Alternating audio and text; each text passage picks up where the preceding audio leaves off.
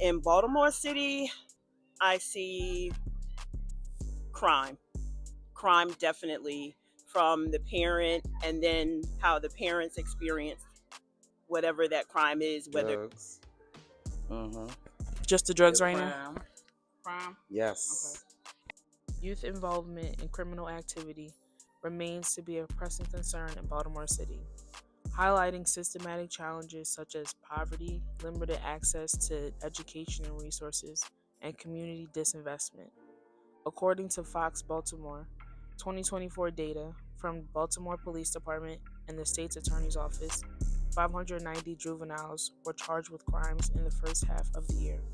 That's a 208% increase compared to 191 charges during the same period in 2022.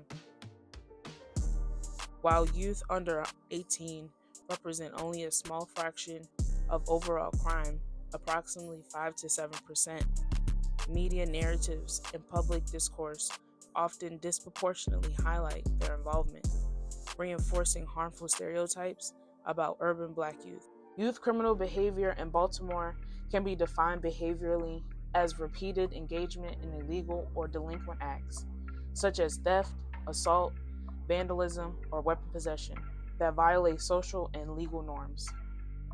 These behaviors often exhibited in school, absences, gang affiliation, curfew violations, or violent conflicts with peers. According to the Maryland Department of Juvenile Services in 2023, many adolescents who engage in such behaviors display patterns of impulsivity, poor emotional regulation, and decision-making rooted in survival within unsafe environments. These behaviors are often results in unmet emotional needs, exposure to trauma like violence, unstable housing, drugs, or lack of positive adult mentorship. To address youth involvement in crime in Baltimore City, a comprehensive treatment plan must include broad, measurable, and culturally competent goals that reflect the realities of our urban youth. One long-term goal is reducing youth engagement in criminal behavior over a 12-month span. This can be achieved through short-term goals like consistent attendance at least 80% over 60 to 75-day marking period in school, or a mentorship program participation for the first 90 days, like the Peace Team and the Movement Team. Identifying personal behaviors and triggers and coping strategies by month 3, and maintaining bi-weekly check-ins with a case manager to assess their progress.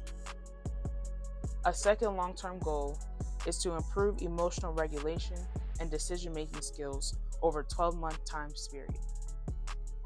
This would include the youth's participation in culturally responsive behavioral groups like aggression replacement training or anger management, and a short-term goal of them attending at least 12 sessions within a 12-month span.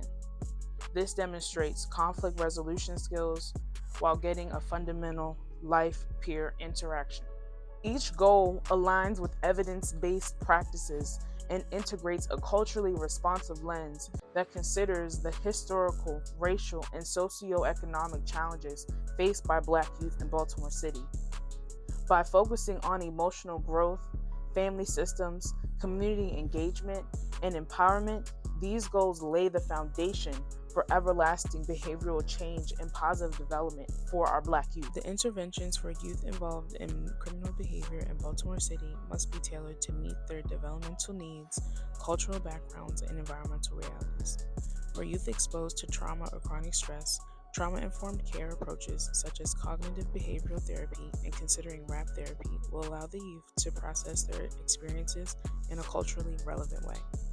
Additionally, community-based interventions like restorative justice circles, mentorship programs using culturally matched mentors can serve as an alternative to punitive models, fostering accountability and resilience. Being from Sandtown, Winchester, Westside Baltimore City, and a Master's of Social Work student at Morgan State University, I understand it is important to deliver these interventions in ways that support the youth's racial, cultural, and socioeconomic identity, with consideration for the systematic inequities they face in urban environments like Baltimore City.